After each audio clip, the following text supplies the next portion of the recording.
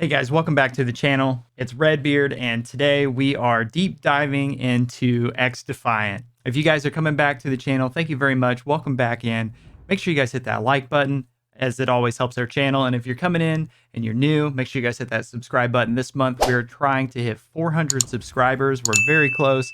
Otherwise, though, I hope you enjoy the video. So today, we're going to be talking about XDefiant. It's been referred to as the Call of Duty killer. This is not going to be a Call of Duty killer. Not because the game doesn't have the potential, not because it's not a great first-person shooter. XDefiant will not be the Call of Duty killer because the only thing truly that can kill COD is itself. Call of Duty has a listing of problems, and the truth of the matter is causing its own destruction by not listening to its fan base, its community, the people that actually care about the product more than anybody else, the actual fans. They're not listening to the feedback. They're not making the changes that the players are asking for, that they've been asking for years. And it's been an ongoing problem. The franchise is 20 years old. It's been an ongoing problem for at least 10 years. I think ultimately Call of Duty has a problem of people buying this game year after year in hopes that they've listened to the player base and what they want. And the truth is, I think people are at the end of the rope. They're tired of it. They're fed up. I think that's where XDefiant's coming in. They're swooping down and they're recognizing that, and they're showing that they recognize that by being on Twitter, directly coordinating with their fan base, answering any questions, explaining things that maybe don't make sense right now, and educating their player base of why they're doing the things that they're doing. Now, with that being said, there may be a name that I say that many of you may or may not recognize, but that would be Mark Rubin. Now, if you're not familiar with Mark Rubin, he is somebody that has always been super involved with his communities. Mark Rubin actually used to work with the Call of Duty development team. He was always very, very involved with his community and fan base on Twitter. And if anybody ever had a question or didn't understand a decision that was being made, whether it was a patch note, something being buffed, something being nerfed, he was always right there on the forefront, willing to explain it and kind of take the brunt of the community. Because as many of you know, first-person shooter communities, whether it's COD, Battlefield, whatever, we're pretty ruthless. We don't like something, it's made known. This sucks, and this is why it sucks. And the fact that he'll take the time, explain the reasoning, and talk about the decisions that are being made behind the scenes, I think is really, really important. And it's a great representation of what we can expect from XDefiant. This past week was the beta, and as you know, there were a lot of problems with the game throughout that time. I think one of the biggest things that stood out to me was there were a lot of issues with the progression system, and to a point where they actually came on Twitter and basically said, hey, we just can't get this fixed. We're just going to unlock all of this for everybody until we get it fixed. So just have fun, build the classes the way you want, play the game the way it's meant to be played. And then when we get it fixed, we'll reverse that. And that's what they did. And that was the first night that I was actually able to play the beta. And I will say, I had a great time. There were a lot of things that I noticed that stood out to me. I was playing late one night after a stream with one of my community members and longtime subscribers from Twitch. And we got to talking about how the movement in the game is very broken. And we can go more into that, but that was like probably the biggest thing that was like a red flag for me.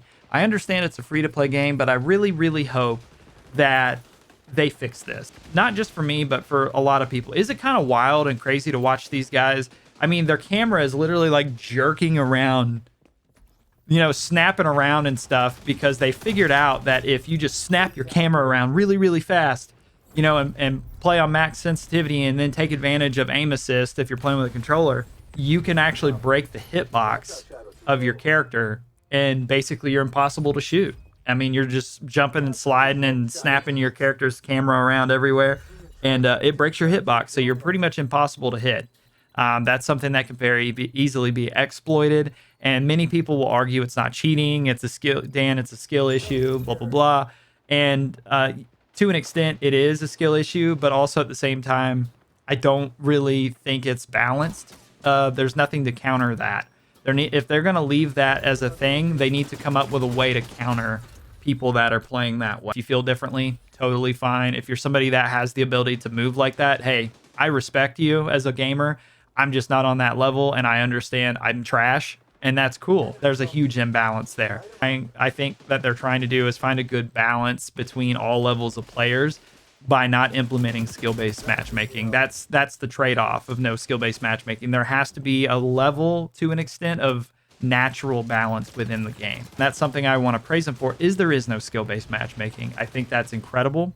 I love that there is no skill-based matchmaking in this game. It doesn't feel like if I have one good match, I'm going up against Scump for the next 18 matches in a row and losing every single time. There's been a wide variety of experiences I've had. I've had games where I've went in and I've led the leaderboard, and nobody on my team or the other team has went positive.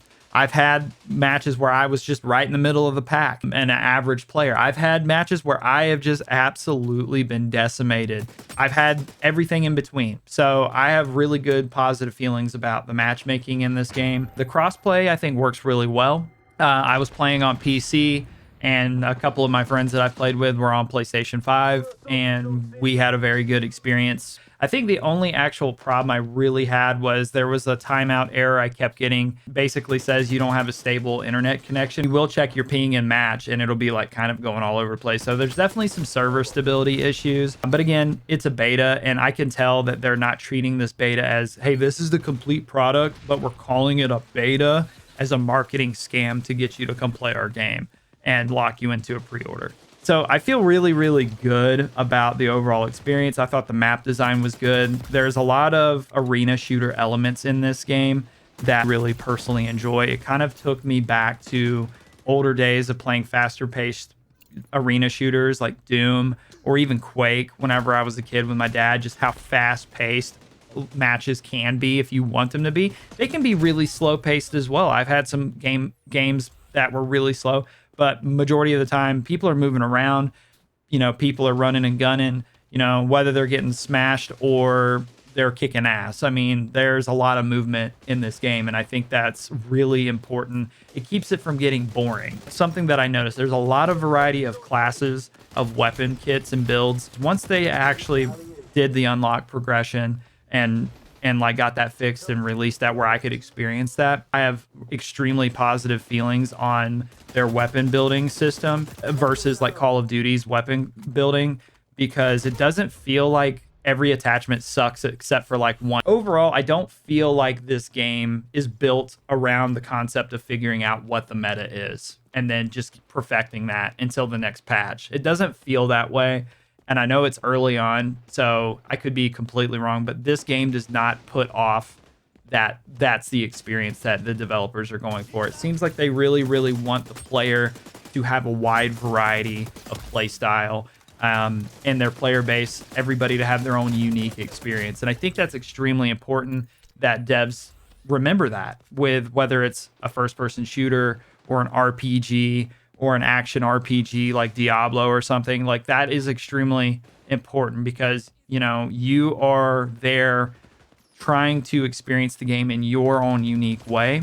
And whenever you give the player more control, they're going to be more addicted to playing that game and getting better and better and better. So, and it applies to any genre of game. If you just have a meta and that player cannot adapt to that meta, myself, for example, I'm not good enough at first-person shooters as much as I love them.